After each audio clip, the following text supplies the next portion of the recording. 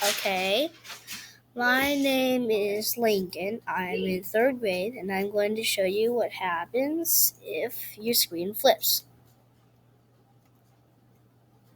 Boom, like that. So, if that happens, say it's flipped. Oh my gosh, no. Okay, so if your screen gets flipped, then you will click Ctrl, Shift, and the reload button. Ctrl and the Shift button are like down in like that corner on the bottom of your keyboard, and the reload button looks like this.